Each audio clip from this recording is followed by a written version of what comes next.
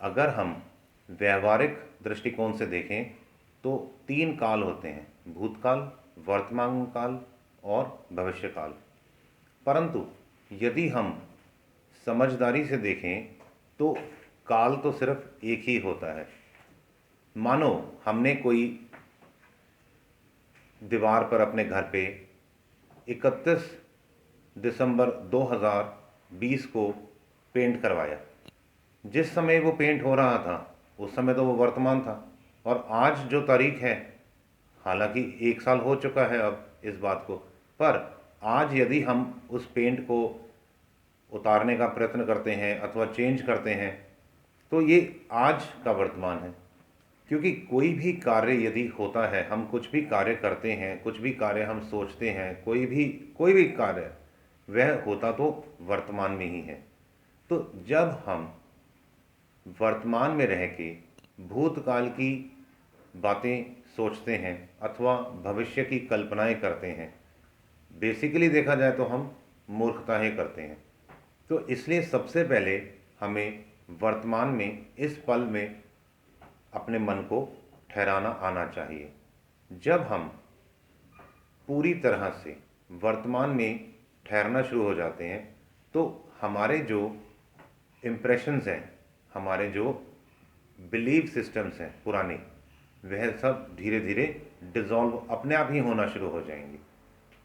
क्योंकि आज हमारे को अगर किसी भी कार्य में फेलियर मिलता है तो that is because of past. क्योंकि हमारी एक पुरानी मान्यता बनी हुई कि ये मेरे से हो ही नहीं सकता, या ये रिलेशंस ठीक हो ही नहीं सकते। अब हम जब वर्तमान में स्थित हो गए, इस पल में जब हम ठहरना शुरू हो गए, इस पल में हमने अपने मन को स्थित करना शुरू कर दिया, हमें तरीका आ गया और अब हम शांत होने शुरू हो गए, तो क्या होगा, पुरानी मान्यताएं डिसॉल्व हो चुकी हैं और जो पुराने इम्प्रेशंस हैं उनका अब हमारे ऊपर इतना असर नहीं है। क्योंकि हम वर्तमान में जब रहना शुरू करते हैं तो हमारा विल पावर स्वाभाविक बढ़ना शुरू हो जाता है।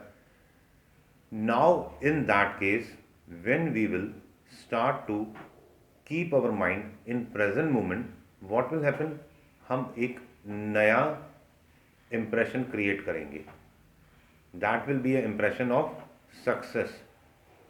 और छोटे छोटे बातों का हमें, छोटे छोटे गोल्स बनाने हमारे को अपने लाइफ के, जिससे हमारे को एक इम्प्रेशन को बनाने में सहायता मिले। क्योंकि अगर हम एकदम से बड़ा कोई गोल बनाएंगे तो अगर वो उसमें हम सक्सेसफुल नहीं हो पाते because of any case, any reason, तो हमारा फिर से एक नेगेटिव इंप्रेशन बैठ जाएगा मन में, एक नेगेटिव बिलीफ सिस्टम, एक और नया हम क्रिएट कर लेंगे। तो ज़्यादा अच्छा ये है, पहले मन को स्थित करें वर्तमान में और उसके बाद छोटे छोटे गोल्स बनाने शुरू करें। जैसे ही वो छोटे गोल्स पूरे होने शुरू हो जाएंगे तो हमारा बिलीफ सिस्टम कि we have a habit of success all the time, ये पक्का होना शुरू हो जाएगा। फिर हम बड़े गोल्स भी बनाएंगे ना तो हम उसमें भी सक्सेसफुल हो जाएंगे।